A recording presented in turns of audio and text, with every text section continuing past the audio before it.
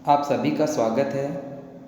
आज हम कक्षा 10 क्षितिज भाग 2 हिंदी की पाठ्य पुस्तक के दूसरे पाठ तुलसीदास जी द्वारा रचित राम लक्ष्मण परशुराम संवाद की व्याख्या करने वाले हैं, इसको समझने वाले हैं। राम लक्ष्मण परशुराम संवाद तुलसीदास जी की प्रसिद्ध पुस्तक रामचरितमानस के बालकांड से लिया गया है। इसमें राम द्वारा शिव जी का धनुष तोड़ने के बाद जो परशुराम जी राजा जनक की सभा में आते हैं और परशुराम जी बहुत क्रोध करते हैं, उसी का वर्णन यहाँ किया गया है। इसमें देखो, जब परशुराम जी वहाँ सभा में पूछते हैं कि शिव जी का धनुष किसने तोड़ा, मेरे गुरु जी का धनुष किसने तोड़ा, तब राम जवाब देते हैं। देखेंगे कैसे। नाथ शंभु धनु भंज निहारा, हो हई केउ एक दास तुम्हारा। आयसु काह कहिए किन मोही, सुनी रिसाई बोले मुनि कोही। सेवकु सो जो करे सेवकाई, अरि करनी करी करई लड़ाई। सुनहु राम जेहि शिव धनु तोरा, सहस बाऊ सम सो रिपु मोरा। सो बिलगाऊ बिहाई समाजा, न तमारे जेहि सब राजा। सुनि मुनि बचन लखन मुस्काने, बोले परशु धरि अवमाने।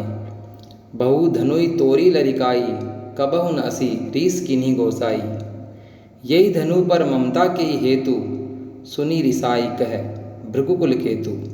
रे नृप बालक काल बस बोलत तोहि न संभार, धनुई सम त्रिपुरारी धनु विदित सकल संसार। देखो, राम इसमें शुरुआत में क्या कहते हैं, नाथ शंभु धनु भंज निहारा, कि हे नाथ शंभु धनु यानी शिव जी के धनुष को तोड़ने वाला, भंज निहारा यानी तोड़ने वाला। हे नाथ, राम परशुराम जी को बोल रहे हैं, हे नाथ शिव जी के धनुष को तोड़ने वाला, होई केउ एक दास तुम्हारा, आपका ही एक दास है, यानी वो मैं ही हूँ। आयसु काह कहिए किन मोही, आयसु यानी आज्ञा। अब आप बताइए मेरे लिए क्या आज्ञा है। आयसु काह कहिए किन मोही, अब आप बताइए मेरे लिए क्या आज्ञा है। सुनी रिसाई बोले मुनि कोही, यह सुनकर जो क्रोधी मुनि है परशुराम जी वो बोलते हैं।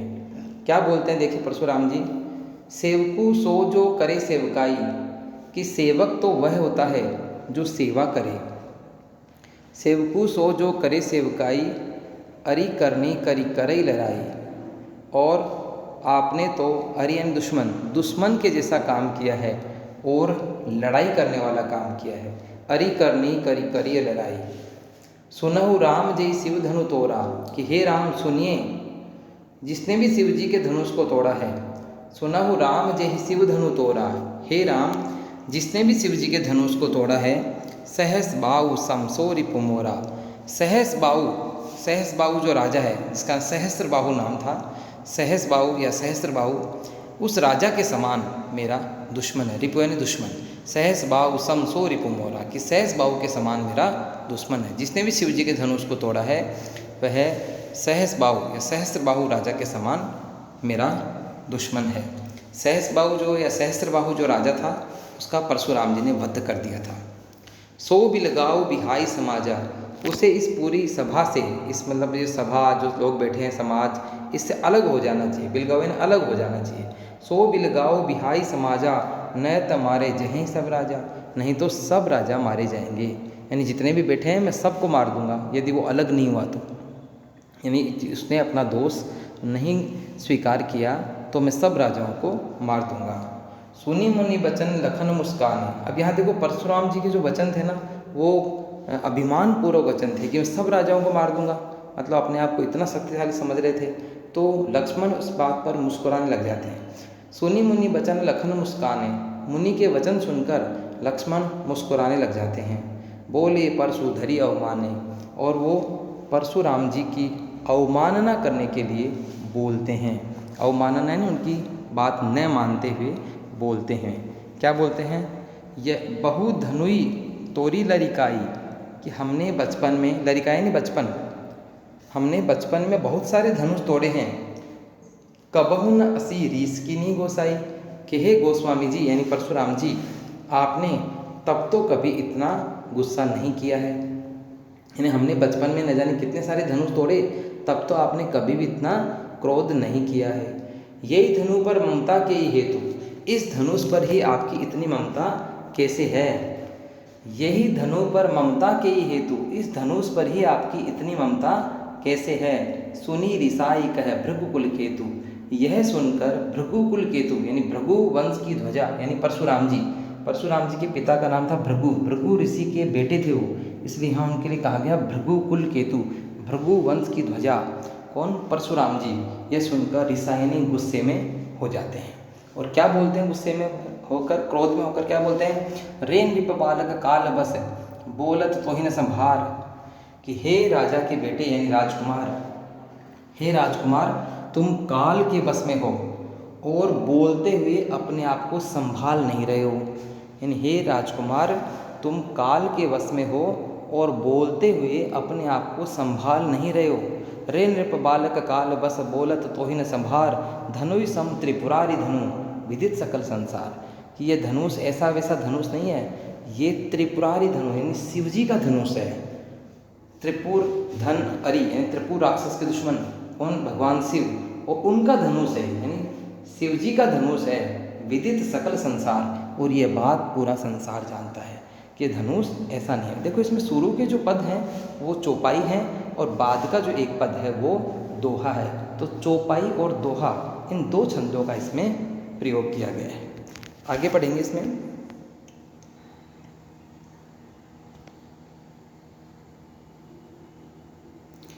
लखन कहा हंसी हमरे जाना,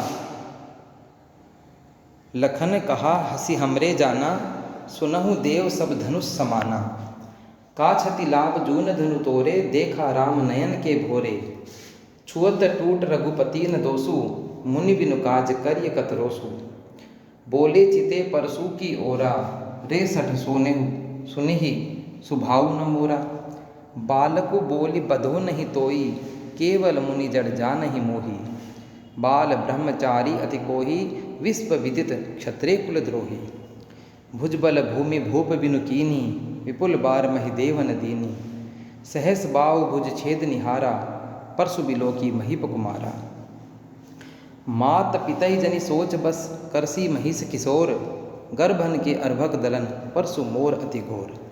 अब यहाँ पर देखो लक्ष्मण और परशुराम जी के बीच में संवाद चलता है। लक्ष्मण क्या कहते हैं यहाँ, लखन कहा हंसी हमरे जाना। लक्ष्मण क्या कहते हैं, लक्ष्मण कहते हैं लखन कहा हंसी हमरे जाना। लक्ष्मण जी कहते हैं, क्या कहते हैं कि हमने तो यही जाना है। क्या जाना है, सुनहु देव सब धनुष समान, कि सभी देवताओं के धनुष समान होते हैं। सुनहु देव सब धनुष समाना, कि सभी धनुष समान होते हैं। का छति लाभ जून धनु तोरे, जून यानी होता पुराना, कि पुराना सा धनुष टूट गया तो कौन सी बड़ी लाभ हानि यानी कौन सा बड़ा नुकसान हो गया, कौन सी बड़ी हानि हो गई।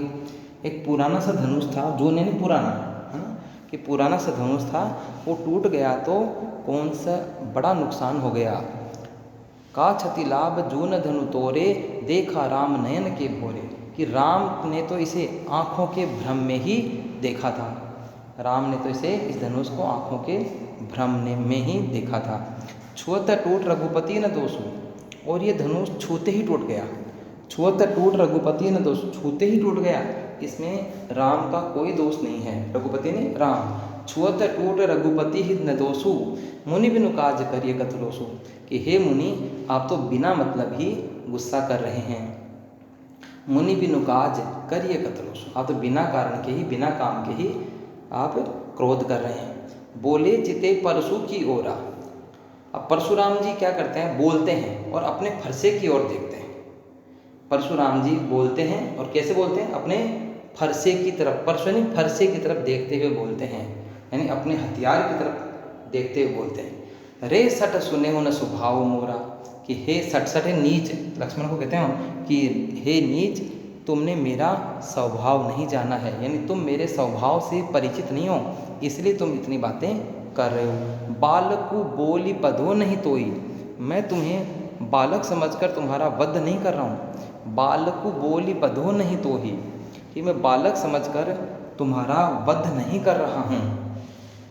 केवल मुनि जड़ जान ही मोही, कि तुमने तो मुझे केवल मुनि ही समझ लिया है, कि आपने मुझे केवल मुनि ही समझ लिया है। क्या कि मुनि है, साधु है, ये क्या करेगा। बाल ब्रह्मचारी अति कोही, कि मैं बाल ब्रह्मचारी हूँ और अत्यधिक क्रोधी हूँ। बाल ब्रह्मचारी अति कोही, कि मैं बाल ब्रह्मचारी हूँ और अत्यधिक क्रोधी हूँ। विश्व विदित क्षत्रिय कुलद्रोही, और सारा संसार ये बात जानता है कि मैं क्षत्रिय वंश का विद्रोही हूँ, क्षत्रिय वंश का द्रोही हूँ। विश्व विदित क्षत्रिय कुलद्रोही।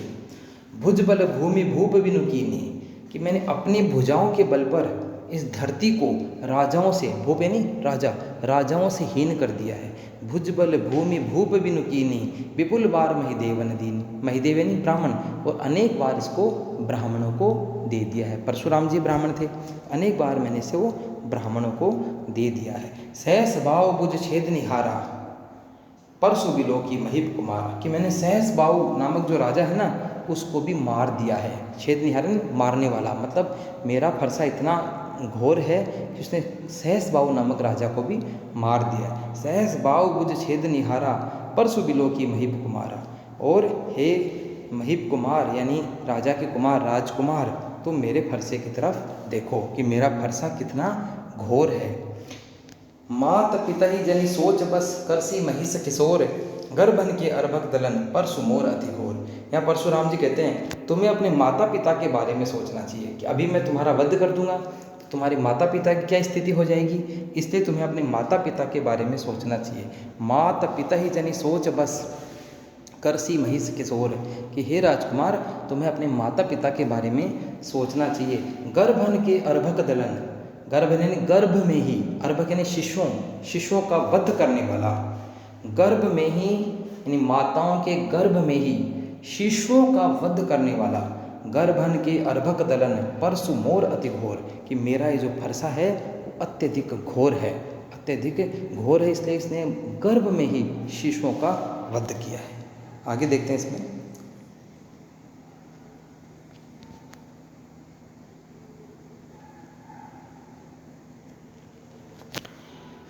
बिहसी लखनु बोले मृदुबानी, बिहसु लखनु बोले मृदुबानी, अहो मुनिस महाभट जानी।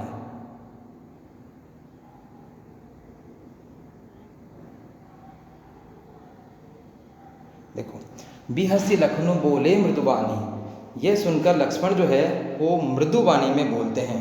बिहसी लखनु बोले मृदुबानी, यह सुनकर लक्ष्मण मीठे वचनों में बोलते हैं। बिहसी लखनु बोले मृदुबानी, अहो मुनीसु महाभट मानी। लक्ष्मण ये देखकर क्या करते हैं, मृदुवानी यानी मीठे वचनों में, लेकिन मीठे वचन कैसे, व्यंग्यपूर्ण जो मीठे वचन थे उनमें बोलते हैं।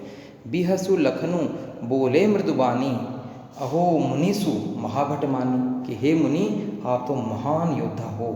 लक्ष्मण उनसे मृदु वाणी में व्यंग्य पूर्वक बोलते हैं। क्या बोलते हैं कि हे मुनि आप तो महान, महाभट यानी महान योद्धा हो। पुनि पुनि मोहि दिखाव कुठारू, कि आप मुझे बार बार ये कुल्हाड़ा दिखा रहे हैं। कुठारू ने कुल्हाड़ा, आपका जो है ना फरसा कुल्हाड़ा जो भी है, आप मुझे बार बार ये कुल्हाड़ा दिखा रहे हैं। पुनि पुनि मोहि दिखाव कुठारू, चहत उड़ावत फूंकी पहाड़ू, ऐसे लगता है जैसे आप फूंक से ही पहाड़ उड़ाना चाहते हो। चहत उड़ावन फूंकी पहाड़ू, यहाँ कुम्हड़बतिया को नाही, कुम्हड़बतिया होता है छुई मुई का पौधा, जिसके हाथ लगाते वो सिकुड़ जाता है। तो लक्ष्मण जी कहता है यहाँ कुम्हड़बतिया को नाही, कि यहाँ छुई मुई का पौधा कोई भी नहीं है जो हाथ लगाया और सिकुड़ गया। यहाँ कुम्हड़बतिया को नाही, जे तर्जनी देखिए मरी जाए, कि तर्जनी, तर्जनी होती है अपने अंगूठे के पास वाली अंगुली, इस तर्जनी यानी ये तर्जनी उसको दिखाई और वो मर जाता है। यानी छुई मुई का पौधा ना अंगुली, हाथ की अंगुली लगाने से वो मुरझा जाता है। इसलिए लक्ष्मण ने कहा कि यहाँ कुम्हड़बतिया यानी छुई मुई का पौधा कोई भी नहीं है जो अंगुली दिखाई और मर गया। या सिकुड़ गया। देखि कुठारु सरासन बाना, कि मैंने आपका एक कुल्हाड़ा भी देखा है, और सरासन यानी आपका धनुष भी देखा है, और बाना यानी आपके बाण भी देखे हैं। देखि कुठारु सरासन बाना, कि मैंने आपका धनुष, आपका कुल्हाड़ा और आपके बाण ये सब देखे हैं। मैं कछु कहा सहित अभिमाना, फिर भी मैं अभिमान पूर्वक कुछ कह रहा हूँ। इसका मतलब ये है कि मैं आपके धनुष, आपके बाण और आपके कुल्हाड़े से डरता नहीं हूँ, और मैं फिर भी अभिमान पूर्वक कुछ कह रहा हूँ। क्या कह रहा हूँ देखो, भृगुसुत समुझ जनेऊ बिलोकी।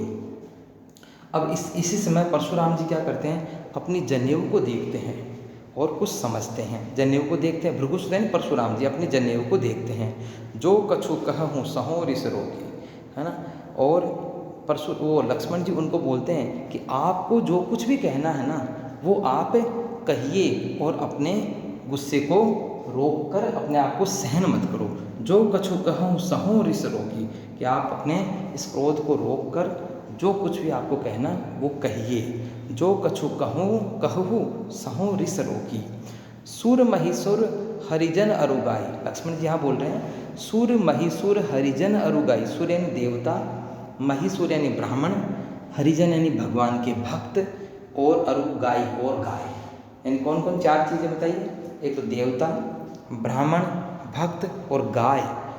हमरे कुल इन पर न सुराई, कि हमारे कुल में इन पर वीरता नहीं दिखाई जाती। यानी देवता, ब्राह्मण, भक्त और गाय, इन पर हमारे कुल में वीरता नहीं दिखाई जाती, यानी हम इनसे मुकाबला नहीं करते हैं। सुर महिषुर हरिजन अरुगाई, हमरे कुल इन पर न सुराई।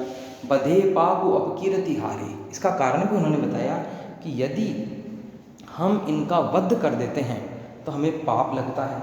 यानी हम देवता का, ब्राह्मण का, गाय का और भक्त का यदि हम वध कर देते हैं हमें पाप लगता है। बधे पापु अपकीर्ति हारे, और यदि हम इनसे हार जाते हैं तो हमारी अपकीर्ति होती है, अपयश होता है, बदनामी होती है कि देखो इनसे ही हार गए, है ना। बधे पापु अपकीर्ति हारे, मारतहु पापर्य तुम्हारे, इसलिए हम आपसे ये मुकाबला नहीं कर रहे। मतलब बधे पापु अपकीर्ति हारे, मारतहु पापर्य तुम्हारे। कोटि कुलिस सम वचन तुम्हारा, कोटि कुलिस सम वचन तुम्हारा, कि आपके वचन तो है ना वो करोड़ों क्या हैं, कुलिस, कुलिस यानी हीरा, करोड़ों हीरे के समान है, यानी कठोर हैं। आपके वचन तो पहले ही करोड़ों हीरों के समान, यानी इतने कठोर हैं। व्यर्थ धर्म धनुबान कुठारा, ये भी व्यंग्य है लक्ष्मण का कि आपने तो ये धनुष और बाण बिना मतलब ही धारण कर रखा है। व्यर्थ धर्म धनुबान कुठारा, कि आपने धनुष और बाण बिना मतलब ही धारण कर रखे हैं। अब देखो, जो बिलो की अनुचित कहूँ, अब इतनी बड़ी सभा बैठी थी, वो सभा उनको चिंता हो जाती है कि कहीं ऐसा ना हो जाए कि इनके बीच में युद्ध हो जाए या कहीं कोई किसी को नुकसान पहुंचा दे। तो देखो क्या होता है, जो बिलो की अनुचित कहूँ, लक्ष्मण इतना बोलते हैं और लक्ष्मण छोटे होते हैं, परशुराम जी बड़े, फिर भी लक्ष्मण इतना बोलते हैं तो सारी सभा कहती है कि अनुचित है ये। जो बिलो की अनुचित कहीं क्षमा महामुनि धीर, जो भी कुछ देखता है वो बोलता है अनुचित है, हे महामुनि इसे क्षमा कर दीजिए। जो बिलो की अनुचित कहूँ क्षमा महामुनि धीर, हे महामुनि यानी परशुराम जी आप इसे क्षमा कर दीजिए, छोटा बालक है इसको क्षमा कर दीजिए। सुनी सरोस